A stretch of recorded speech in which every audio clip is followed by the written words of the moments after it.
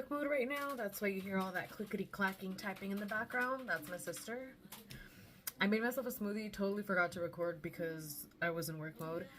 But it's a strawberry smoothie, and maybe I'll show it some other time. Strawberry flavored protein, frozen strawberries, frozen banana, and a little bit of frozen pineapple and some water. And it tastes great. Right now I'm working on creating herbal profiles. I am going to be basically creating a digital materia medica. It's going to be incorporating information from a couple of different perspectives. I definitely want to include the scientific perspective and link research articles or research papers that are of interest or pertain to the reason why I'm doing the profile for that specific herb in the first place. And then I'm also going to be referencing textbooks that my sister has brought into this home in regards to the science and the research. I think she has some folk medicine books. I will be providing the magical witchy perspective and those books, but I wanted one place where I could just compile everything and not be afraid that it was going to get ruined, burned, or lost. And flipping through like 10 to 15 books to find one herb and read about every single part of it is a lot every single time you want to look at that one herb. So I think having a hub for that is great. And I know there are plenty of resources out there or herbalists that have already created something like this, but I want to do it because this is also going to strengthen my connection not only with the plant in question, but also reiterate that knowledge as well as learn new things about those plants, because I am by no means an expert right now.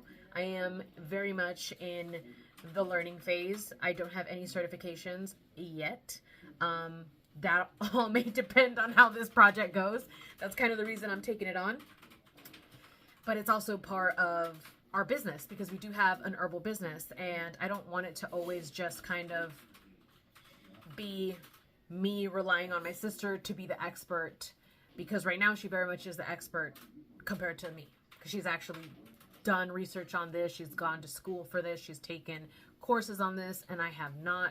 For me, it's definitely more of a, I grabbed this or I had the history using this, but I've never worked with it at the capacity that I would like to. And now I think I'm talking too much, so I'll catch up with y'all later. Okay, so per our last convo, I thought it'd be cool to show you one of my sister's textbooks when she was in school. This is, I think, the first materia medica she got from that school. And actually, let me show you the cover first. Oh, whoa. We gotta rebind this bad boy, because, okay. Chinese Herbal Medicine, Materia Medica, 3rd edition. That's the author. Okay, it's a big boy, man. I mean, this is like a little past the middle of the book, and we're on the 700th page, just to give you an idea. And this is one that she actually highlighted. This is Huang Qi.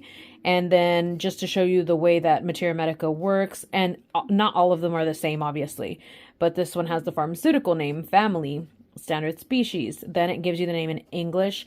This specific book will also give it to you in Japanese and Korean.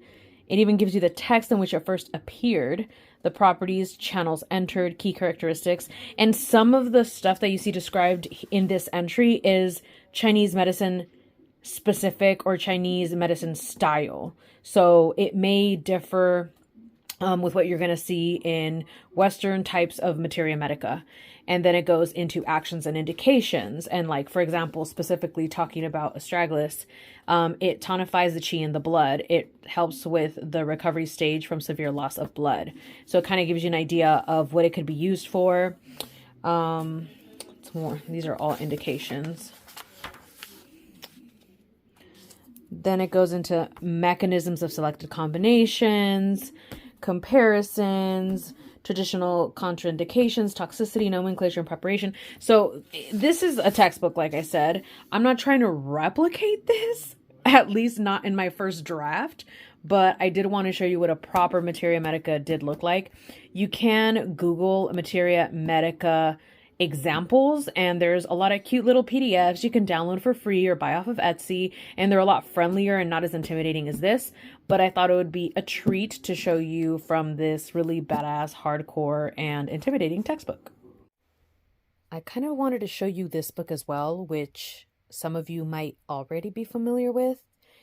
It's called Plant Magic, but it's the furthest thing away that I can think of compared to the format that I just showed y'all.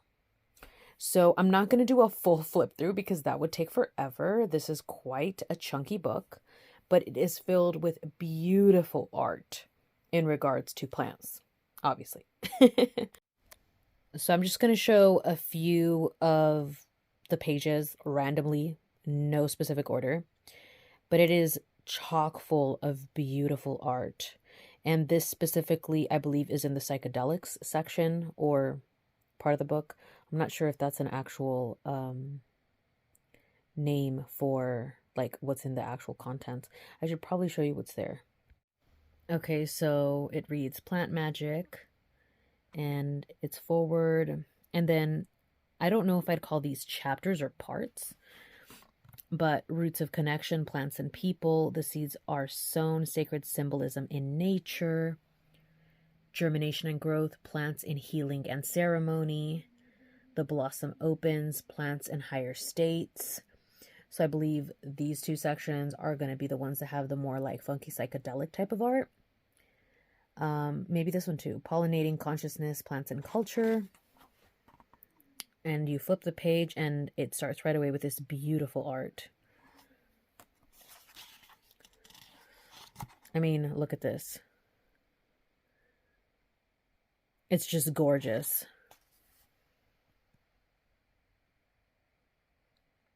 So it does have an introduction, and it goes into more of like testimonies or accounts of when and where the plants were used in history. And it does give references as well, but it's not technically something that I think we would actually use as a reference. However, it is so beautiful. It is very nice to have in our collection, and it definitely lends to inspiration, more of the creative type. But I think it would also be useful if you're working with specific plants to just kind of immerse yourself in as much plant content in different ways. Art, I think, is a really good way to do it, to see how other people connected or saw the plant as well, I think, is a very good way to connect with plant allies.